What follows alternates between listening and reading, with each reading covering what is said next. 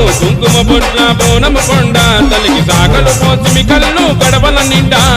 పసుపు కుంకుమ బొట్ల బోనము కొండ తల్లికి సాగలు పోసిమి కళ్ళు గడవల నిండా భక్తమంత జోరుదారు జాతరచనే ఆ జాడములో బోనాలంటే తల్లికి ఇష్టమే డమడమ డప్పుల మోతలు మారు ప్రోగనే అవధరిని దత్తరిల్లే అవ తల్లి చూసి మురిసనే